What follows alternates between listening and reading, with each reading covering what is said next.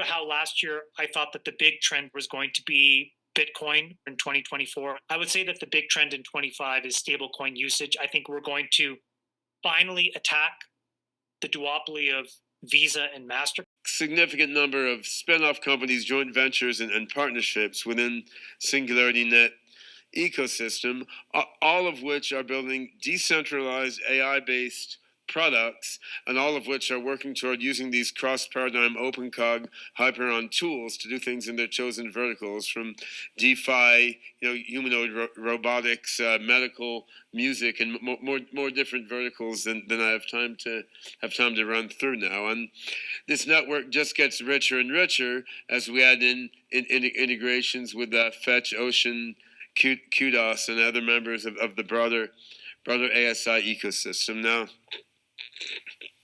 Fetch.ai, at sometimes in the evolution of Singularity Net, we kind of viewed this as our main rival, actually, because we're both developing AI agent systems. We're both kind of founded at around the same time, and their focus, when you dig deeper, was slightly different than ours. So Singularity Net was focused more toward AGI, and Fetch was focused more on agents in the sense of AI agents that serve as a proxy for a person in doing something, and thinking a lot about when you have a task, how does that task get decomposed into sub-agents and so forth. So they have something called Delta V, which backends on the Fetch agentverse, it's also an AI agent marketplace, together with some heuristics for taking a task and decomposing it into multiple agents that run on the Fetch marketplace. They've got some nice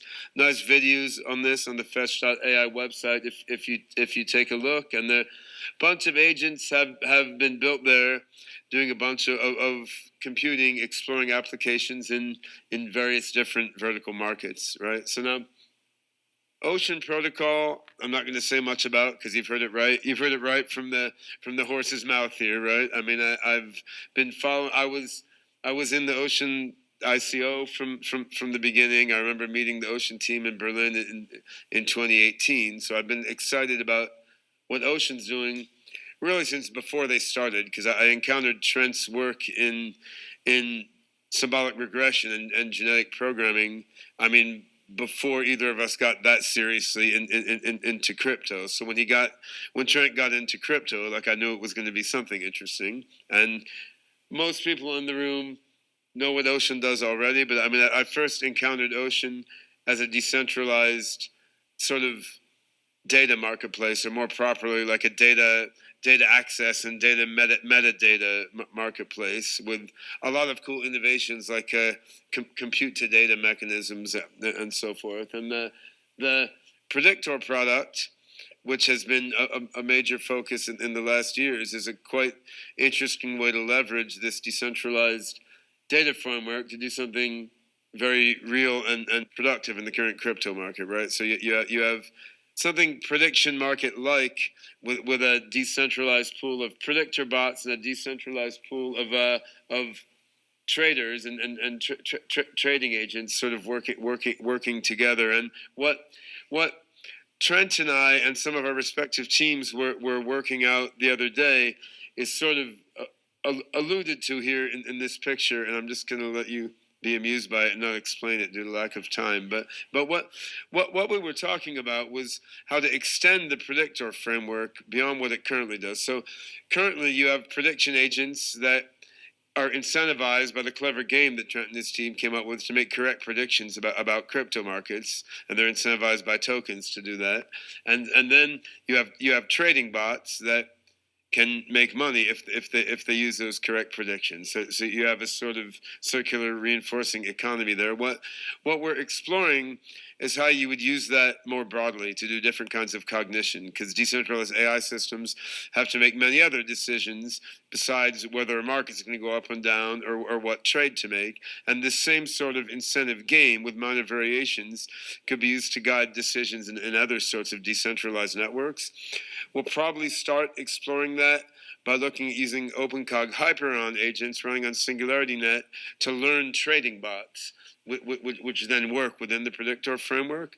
But you could use the same thing in bioinformatics or automated theorem proving or various other areas. So this is still at the R&D phase, but connecting Predictor with some of the Hyperon-based automated program learning that we're doing for different applications like DeFi or biology within SingularityNet. That's a fertile ground for exploratory collaboration between SNet and Ocean, which we could have done anyway, even without the merger into the ASI alliance. But certainly, it's sort of it's nudged us to explore this more enthusiastically. And Predictor has quite impressive usage, I would say, probably more so than any other product in the ASI alliance ecosystem at the moment, which is quite exciting. And welcome to the Crypto Teacher. And you know I come back with that video just to make you think. Don't forget to like and subscribe to the channel. And make sure you're joining the Patrons. If you're not a part of the Patrons, make sure you're hitting the Cash App. And also, guys, make sure you go like and follow the TikTok. More videos to come. And we have Chamath on stablecoin usage. And then we also have Ripple XRP, RLUSD come in just in time. And Brad Garlinghouse stated that 2025 is here and the Trump bull market is real. And RLUSD comes just in time for regulation. But when Chamath talks about Visa and MasterCard, guys, we know better. We know Visa and MasterCard has integrated these digital assets technology into their systems, which makes them faster and cheaper. And remember, Visa and MasterCard is behind the scene. You'll never know whether you're using them or not anyway. Now we have Ben Gertz on AI, the supercomputers. We know you always talk about the Singularity Net. If you have my book, you definitely understand. But these AI tokens are definitely going to pump and dump going forward. But the utility of these cryptos are going to change everything that we do. But then also put a lot of people out of work. And that's the reason why it's so important to understand the technology. You don't have to be an expert, but you definitely have to have a plan implemented and be creative. Because we've all had ideas. All of us have had ideas and never put them into effect. But now you have help. You don't have to worry about friends. You don't have to worry about family members. But remember, guys, that's their agenda. Now, Ben Gertzel and Ray Kurzweil always talks about Singularity Net is here 2029. But, guys, I see it coming in 2027. Because right now they're steamrolling. The sheep are distracted on things that don't matter. And we see a lot of fourth industrial revolution agendas being pushed in states and no pushback. And one of them is in Manhattan. $9 fee for congestion. I remember I wrote this in my NWO book, but it was about California, taxing people out of their cars. So eventually we know they're going to be bringing in self-driving transportation. But guys, that's $9 a day. That's $270 a month. And what did they say? That's going to cause 80,000 cars off the road. Remember, this is a plan. It moves in phases. Klaus told us this. We had Elon tell us this. These parking lots are going to be parks. And remember, the Crypto Teacher told you, because he knows. When it comes to the NWO, it's all planned out. You have a wonderful day.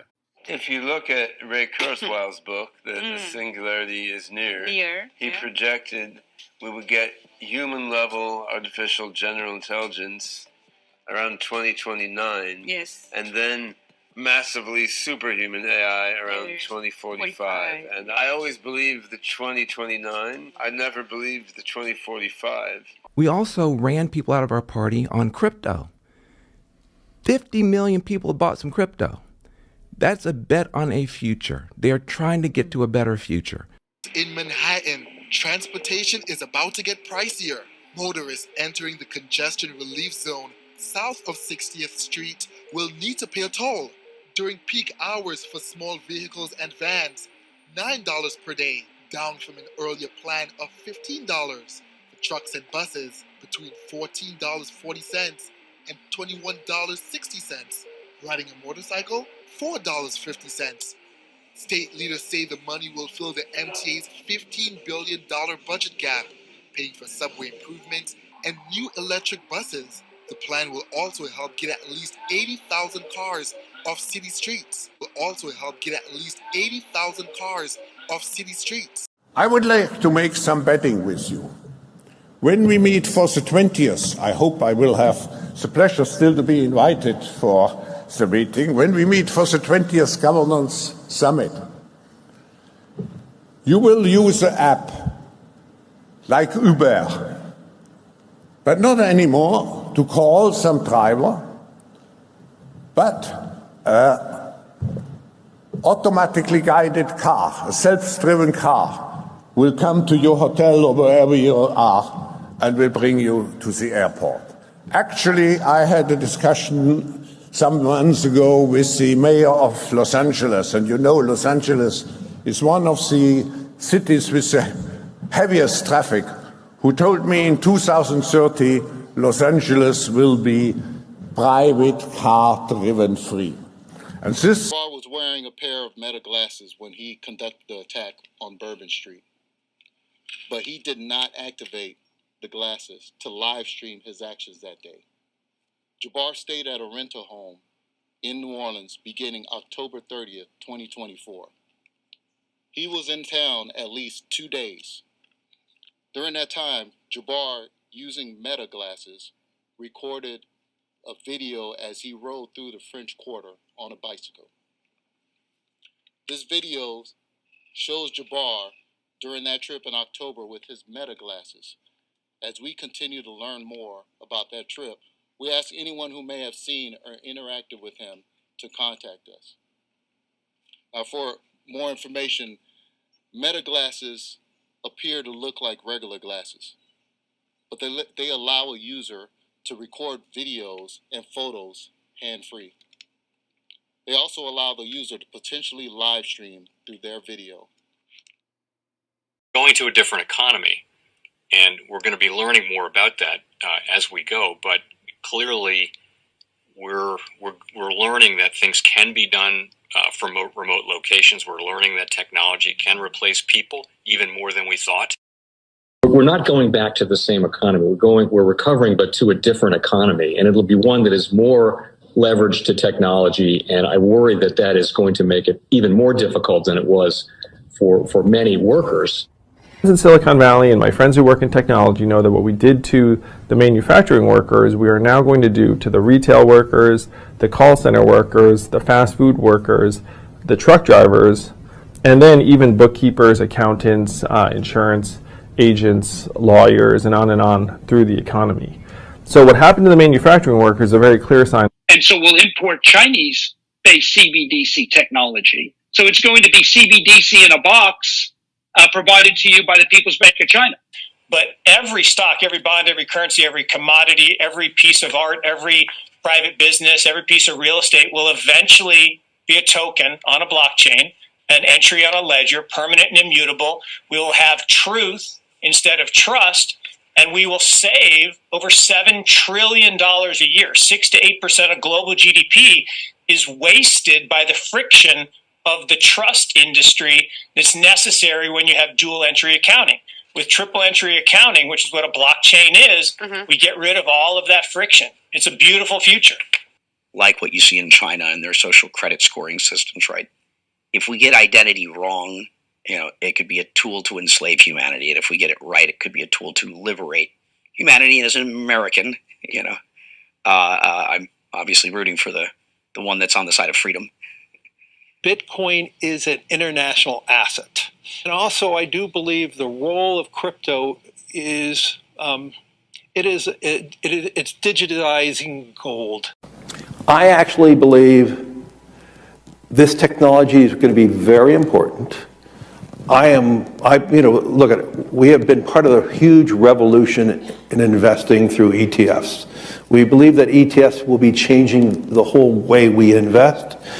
Many people still use it as a means, people are investing it for indexing. No, the majority of people who are putting money in in ETFs are active investors that are buying exposure. The entire bond market is being transformed as we talk right now.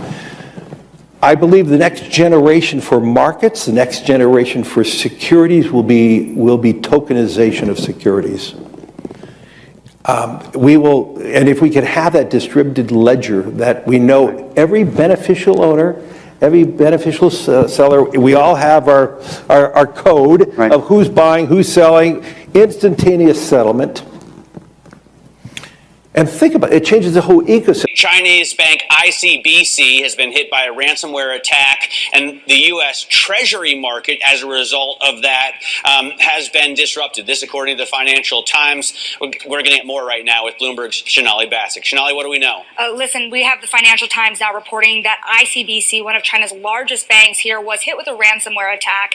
And remember, they're a very significant intermediary in the Treasury market. The SIFMA has told its members that this has been part of the reason here that the system is kind of clogged up, if you will, during that auction that we saw a little bit before. The attack had prevented ICBC, according to the Financial Times, from settling Treasury trades on behalf of other market participants. A large executive at a major bank also telling the paper that such a large party on the fixed income clearing corp creates major concerns, potentially impacting the liquidity of Treasury markets. Now, it was not just a poor auction. It was absolutely lousy, and you know, when the dealers have to step in to save a treasury auction, that's a rare occurrence. Cryptoteacher and the New World Order book, plus the 3 Kids books. It's time to re-educate. Also, new to cryptos, Coinbase, Bitrue, Binance. Do not forget book links and crypto links are in the description. The stock channel, guys. Don't forget to go like, subscribe, spread everywhere. You have your Kobo, your chip stocks, your banking, your gaming. While everybody's sitting at home, get on stocks, the Seaver, the biotech stocks. And while everybody's at home wishing, they were still getting that free money. What are they doing? Drinking and smoking weed. Don't forget about those stocks, and you have a wonderful day. The most powerful person in the world is the storyteller. The storyteller sets the vision, values, and agenda of an entire generation to come. Steve Jobs. And guys, you know I truly believe in this. When you look at the New World Order, they're the storytellers. And that's the reason why I wrote my New World Order book. But guys, now it's time to change the current generation. And I wrote 3 kids books. You know, I love the Trinity because I understand the power that's in it. So I have 3 books. We have an opportunity to change the generation, to educate, not just me, but I want to show you that I take action on a daily basis. And I want you to take action on a daily basis. Whether it's your job, whether it's in your community, we have an opportunity right now to educate the masses. I posted this on my Twitter account. Please share, but this is a short clip of the 3 books. There's going to be a clothing line and action figures. Please get these books for your kids, nephews, cousins, friends, so therefore we can start the re-education now. Because as we see, the 4th Industrial Revolution foundation is definitely here. Robots, algorithms, drones, taking humanity out the picture. We have to re-educate. But let's get into the video. Part 1. King Joshua and Drama Team Save the Village. Part 2. King Joshua and Drama Team Save New York from COVID-33. Part 3. King Joshua and Drama Team goes to China. It's mandatory to get part 1, part 2, and part 3 of this series. It's time to re-educate Generation Z.